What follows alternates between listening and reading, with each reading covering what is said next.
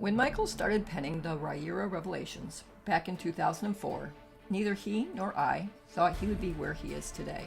With the release of Drummondor, he now has 20 books spread across 4 series. Because he wrote all 6 of the Rhaenyra Revelations before publishing the first book, mostly because no one was interested in his stories, it allowed him to weave threads across the entire tale.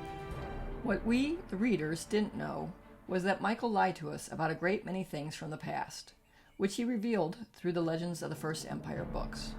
While Revelations was a great story, the existence of Legends opened up a whole new aspect to the world of Elan, and it just kept expanding from there.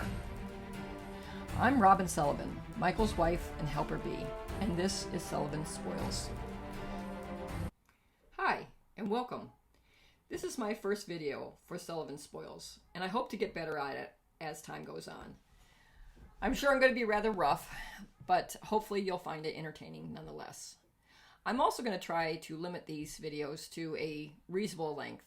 I tend to get rather long-winded, and I would rather cut them down into smaller chunks so that you can digest them in easier pieces. For my first Sullivan Spoils, I wanted to just kind of lay some groundwork for those who may not be completely familiar with all of Michael's books. And if you're not completely familiar with all of Michael's books, then you really shouldn't be here watching these because there's going to be a lot of spoilers. As most of you know, there are 4 different series, although 2 of them are very closely related. The Rhaenyra Revelations and the Rhaenyra Chronicles, for the most part, I'm going to treat as one group in these videos. So they'll be termed as the Rhaenyra books. Then, if we go back 3,000 years in the timeline, we run into the Legends of the First Empire. This is where Michael exposes a lot of the lies that he told throughout the Revelations books. And we start seeing a much greater depth to his world building. In particular, we get to learn more about the gods, the various cultures, and we learn a lot about the things that he lied about previously. Then there are the Rise and Fall books. The Rise and Fall books fit squarely after Legends of the First Empire, and we see history through the eyes of 3 very important characters. Nolan, who is the son of Nifron, who is basically the second ruler of the First Empire. Then we go to Fairlane, who is a twin, and although she's in the line of succession, she is the discarded twin, and her brother is going to rule, so that allows her to go off and hunt for books and have adventures. And the last one is Esarhaddon. And Esarhaddon is a character that we first meet in Rhaenyra Revelations. He is a very mysterious wizard from the past, and we get to see his life from a very young age right up until the time that he is captured and later imprisoned. I should note that at the present time, there is a number of other works that are going on for Michael. Many of you have probably already heard of The Cycle. The Cycle is a 5-book series that will happen after the Rhaenyra Revelations, and it will be pulling from every single book that's come before. So it really will be the final cherry on the top of the sundae, the final culmination of everything that's come before, and it will, and it's designed to answer every question that you could ever have and tie up every loose end that Mike has left yet to be tied off. There also is something called After the Fall. This is a 3-book series that Michael is writing with a co-author. We're going to be rolling out who that co-author is in the next few weeks. And I think you're going to be really excited to learn more about them. They're absolutely fabulous. Their work is great. I've read many snippets, although I've yet to get the full book because it's in its last stages of editing. But I'm very much looking forward to it. As for The Cycle, Michael has completed the first 2 books, and he now has moved on to the 6th Rhaenyra Chronicle, which would be Blythen Castle. This is a story that is alluded to in many of the other stories, and it's sure to have a lot of foundational work for The Cycle. Although I've not read it because it's not written, so I can't tell you a whole lot about that. Um, okay, so let's use this introductory video to talk a little bit about Michael's writing history, because it's going to give you some insights into how he writes and why there are so many interconnections between the works. So Michael started when he was just a boy. He started off picking up a typewriter that was his sister's, that he found when cleaning out a closet one Sunday afternoon, and he just started writing books. And he'd create these little books that he would put construction paper covers on, and he'd draw a little character on a horse, and he would write them. And then when he got into high school, he continued writing the books for his friends, and they all found them very entertaining. But at the time, Michael had horrific grammar and spelling. I kid you not, he misspelled the word evil over and over and over again. The fact that he used evil so often is somewhat telling of the level of his writing craft at that time, but the fact that he misspelled it says something else. So for most of his life, Michael's been a storyteller. And once we got married and we moved to the wilds of Vermont, and he stayed home to take care of the kids, and I went off to work, he needed something to occupy his time while the kids slept. And so he went back and started writing. And Michael spent over a decade writing 13 different novels. Some of those were written while he was in high school, so it's probably more like 8 or 9 novels. And he started submitting them to the publishing world, and he got absolutely nowhere. And after a decade or so of doing this, he decided it wasn't worth trying to do it anymore. So he quit writing altogether, and then he left writing, and he said he would never write creatively again. Years went on, and the stories of these two rogues kept coming into his head, and although he wouldn't put pen to paper or fingers to keyboards to write the stories, a very long tale started developing in his mind, and it just wouldn't leave him alone.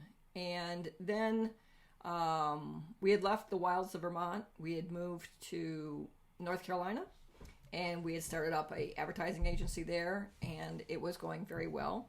But Michael started to get bored, and he decided that he didn't want to continue doing what he was doing. And I said that was fine. I was the president of his advertising agency at the time, and I said I'll go back to work in go back working for the man.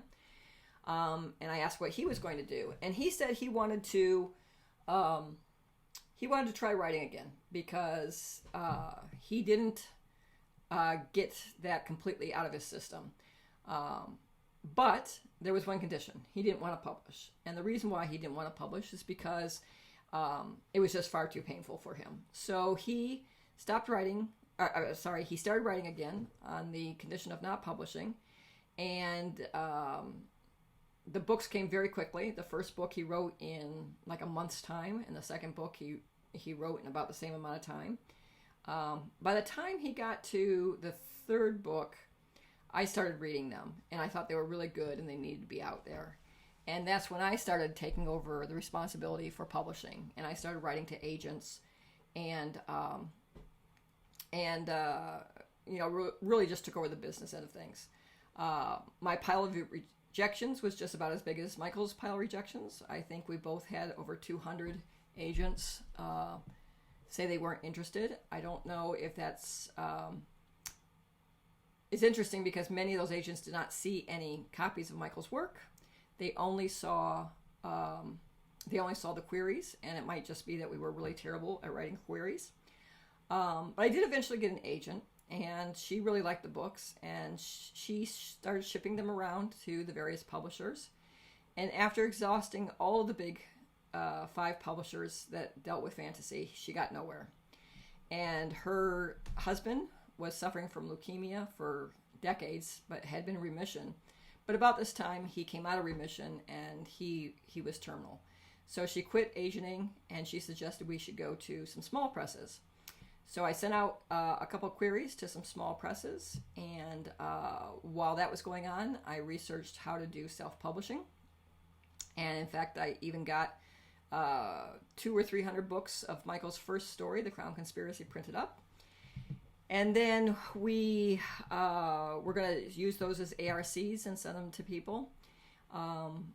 But in early January, and I even forget which year this was, I checked my email, and one of the small presses had gotten back to me, and they said they were interested in publishing. Now, there was no advance associated with this, and the contract was completely horrific. But I was able to defang it to a point where Michael could sign it. And we did, and they did a print run for the Crown Conspiracy. And it was going out through them. Now, we never made any money from this publisher. In fact, there were several times that, well, at least one time where we had to give money to them, although not directly to them. What had happened was they got behind on their warehousing fees. And as such, the warehouse wasn't shipping out books, and we noticed that the books were not available for sale on Amazon, and we were getting readers who were complaining that they couldn't order the books. So after finding out that the warehouse fees needed to be paid off, we took a truck and we went to the wilds of Ohio in the dead of winter, and we bought some number of books. I can't remember how many there were, maybe 800 or 1,200 of them, something like that. And we gave the checkup for those directly to the warehouse, and then that cleared his statement, and the book started shipping again. Well, when those books eventually sold out completely, those rights reverted back to us, and the rights for the second book of the series, they actually never did produce that because they didn't have the money for the press run. So we reverted that right away, and that's how we started getting into self-publishing. So because it took so long for all this to happen, Michael had all 6 books of the Raïr Revelations written before he was going to release the first one. And this was a huge benefit to him because it allowed him to go back and insert into the books various foundational plot points that he needed when he came up with something really good that came towards the end. At the time, I still had a day job, and I would come home every day, and and Michael would meet me at the metro station, and we would walk home together, and we would talk about how his writing was going. And he hadn't yet finished the last book, and he had a problem because he had a number of endings that he thought were really great, but none of them were good enough, and he couldn't figure out what he needed there. At the time, you'll be interested to know that Royce was not the heir of Navran. Deegan Gaunt was. And Royce was slated to die at the end of this book because Mike could think of no reason why he would live with Gwen being gone. Mercy did not exist at the time. And then one day, Mike was picking up my daughter from work, and he was conceptualizing while in the parking lot, and that's when the idea of Mercy came into his head. And he thought, oh, if Royce had a child, he would not want that child to grow up as an orphan, as he did. And so that would give him a reason to live. And that's when Michael decided that he was going to make Royce the heir of Navran. And having his daughter, who could also be kind of a red herring, because she could also be vying for the throne through Arcadius, which would which would put a lot of people off the scent of Royce being an heir, because it was true. I mean, actually, both of them are heirs, right? So that was one thing he didn't lie to us about. But interestingly enough, Royce became the heir. Mike went back to the other books and he inserted various aspects into it in order to make those foundational pillars work. He invented Mercy. He also invented Merton. That was a character that came in very late in the series. And then he started putting it all together. So when I read the Raïr Revelations, what I really, really liked about it was all these little threads that weaved around, many of which I never noticed the first time through. I remember very distinctly uh, when I found out that Nimbus was a god and was the god Kyle. And I was, a friend of ours was going to read the book, and we had it printed out on paper. And I had been doing some copy editing, and all the pages were kind of mixed up. And so I was rearranging them in order so I could give them to this friend when he stopped by. And as I was putting them in order, right at the bottom, there's this little line.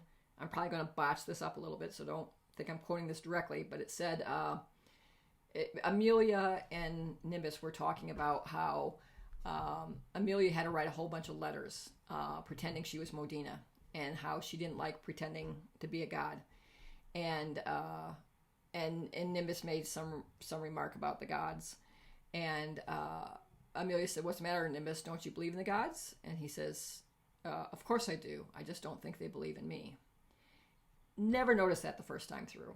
And I was like, wow, that is completely mind-blowing.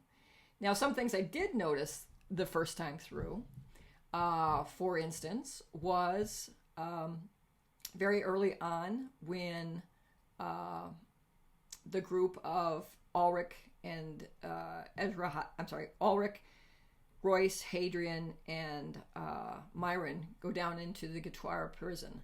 And there's a song playing that's making them all relive their most their worst memories.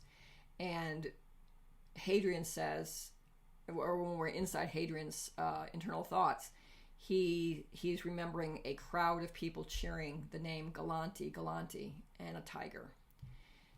I had no idea what that meant, but I knew that Michael had planted something and that it would eventually come up. And of course it does. And so from that very early time, I started looking for little things, because I kind of felt like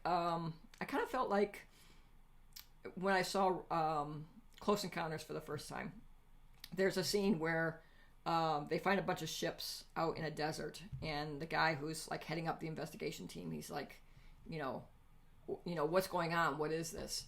And a phrase that was repeated throughout the movie was, "We think this is important. We think this means something." And that's the way I feel with Michael's writing. I always feel like there are things in there that I don't know what it means right now, but I will at some point. When I was reading Legends of the First Empire for the first time, of course, Malcolm shows up with Shigan, and they meet Wraith and his father, and there is a little ruckus that ensues, and Wraith's father is killed, and then Shigan is killed as well by a rock to the head from Malcolm. And Wraith is standing above the body, and he's waiting for Shigan to get up, because at that time humans thought that elves were immortal and they couldn't die. And he's asking Malcolm, he says, how long before he gets up? And Malcolm's like, what are you talking about? He's dead. And they said, no, he can't die. And he says, no, he's dead. He says, and Malcolm makes a statement of, what did he say? He said, no, he's Frey are just long-lived. They're not immortal. He says, immortal means you can't die even if you want to. And immediately, I knew something was up with Malcolm. Now, I did not connect that Malcolm in Legends of the First Empire was the same as Kyle in the Rhaenyra Revelations. That would come to me quite a bit later. But I knew there was something up with him. And I was always very scared about him, because we saw him like meeting with Nifron, and of course Michael gives us good cause to not trust Nifron and think that he is not something who we should be talking to. And here we see that Malcolm and Nifron are having all these meetings, and I was really torn, because I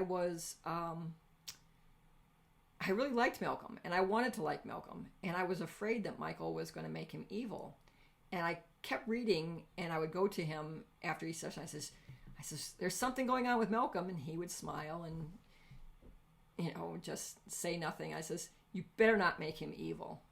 I like this character. I don't want him to be evil. And interestingly enough, I found out that Kyle was a god. I didn't realize he was the same god. But the funniest thing about it is Kyle is evil. I mean, he's the ultimate evil. He is Erebus. He is Uberlin. He is the one who broke the world. And I just think that that's great. That here's this person that I thought was the good god, and it turns out to be he's the evil god, and he's also the good god. I mean, how great is that he can be both things at once? And the Legends of the First Empire, in my mind, just really opened up Michael's world in a way I had no idea was even there. Because the Rhaegar Revelations was a very fun, entertaining, revelatory storyline. And when I got done with it, I was 100% satisfied. I really loved the way it had wrapped up. And I didn't think he could really top that. And it wasn't until I got through Legends that I was like, wow, he can. Because in Legends, now the stakes are even higher.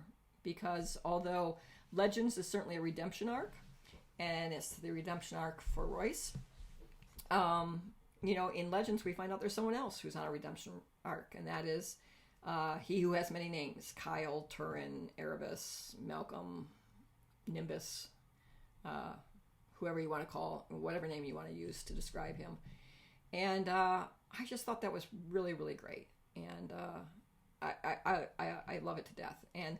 And the way I describe it is the Rhaegar Revelations was like a panel in a tapestry. And it's a very beautiful tapestry, and it's great. But when Legends came out, it just expanded that tapestry so that there are other panels. And the existence of Legends is what really is making this cycle possible. Because Rhaegar Revelations in Michael's head, and I think in a lot of readers' heads as well, tied up so beautifully and was such a great ending. He never wanted to go further on because of the risk of spoiling it and making it, doing the old jumping the shark tank where, you just keep continuing with something. It's just bad, because you didn't know when to leave. The party had ended and you didn't leave.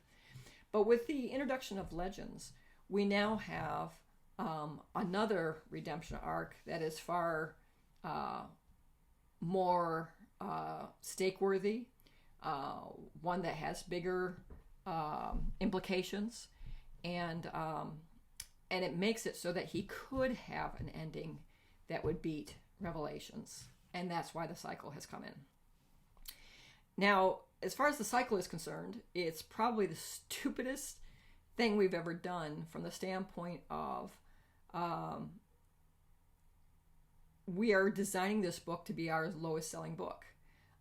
In the publishing world, if you have a 3-book series and you have a certain number of readers for the first book, you can be pretty much guaranteed with some really good accuracy, and Michael's books follow this model, that only half the people will read the second book.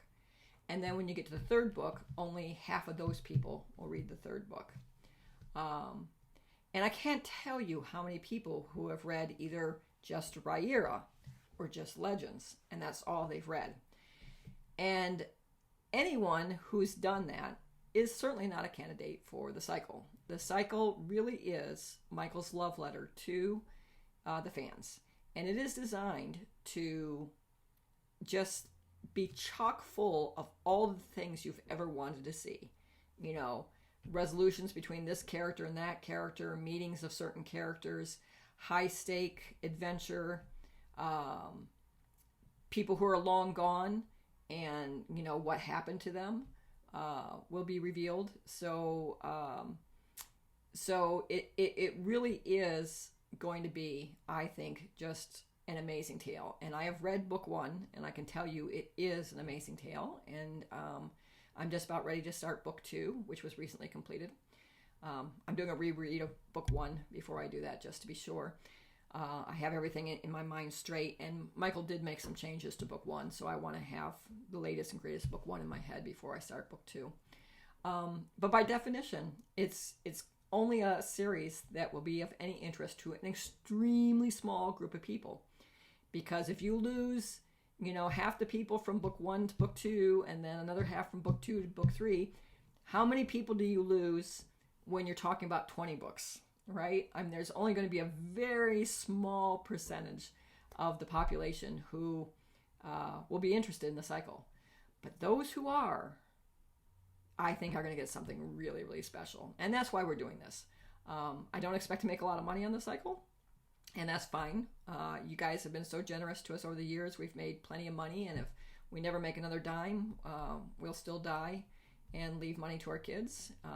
And we live a very simple life, so we don't have a lot of expenses.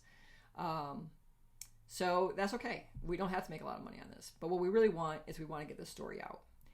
And Sullivan Spoils is part of that, because what I want to do is I want to go back and explore all these various little interweavings that Michael had between his series and let you know about them, because it's only after you know all those little subtleties that the cycle will be even more better. Even more better? Wow, that's bad language. Will be even better, once you realize all the little interconnections there are. So I'm very happy about that. I think that's pretty much is all I want to say for today. I'm going to try and do at least one of these a week. Hopefully going to try and do 2 a week. And what I'm going to do next is we're going to start with Drumendor, because that is the most recent book. And I'm going to go through it chapter by chapter, and I'm going to call out various things that are interconnections between Drumendor and other books in the series, so that you know where to look for things. You should also know that for the cycle, I'm going to be putting together a compendium, which is kind of a reference guide that can go along with you while you're reading the cycle. It will have recaps of every single book, so you can give like a quick refresher to your mind of reading through those. It's also going to have every person, it's going to have a very extensive glossary and a very spoiler-filled glossary. So every single person that is mentioned in the books will be brought up, and I'll even talk about, where they show up in other books, so you can kind of cross-reference some of that stuff. I'm going to, there will also be a number of short stories that Michael is writing. He just finished, we have announced a while ago a short story called The Storm, which is in the Unavowed anthology put together by Sean Speakman. Michael just did another short story. It's called The Eternal Winter, and that's going to go into an anthology that's being produced by Peter Aurelian. And so that's the second one. I think he's got about 11 short stories. So in addition to the compendium, there also is going to be a collection of all the short stories, so you can read and reference those as you go along. And yeah, and that's about it. It's going to be pretty exciting. So that's it for today. This little guy here is Loki. He is my third stray cat that I have brought home as of late from our warehouse area. Down the road from the warehouse is these 2 homes, and there is a very large amount of black and white cats that hang out there. And we got Mittens from there a while ago, and then Loki showed up. They tend to go down the street, and they come to my little stream and the little bridge that goes across to our parking lot, and they cry, and so I pick them up. So that's it for now. Thanks for tuning in, and I hope you'll be back for more Sullivan Spoils the next time. Thanks, and bye.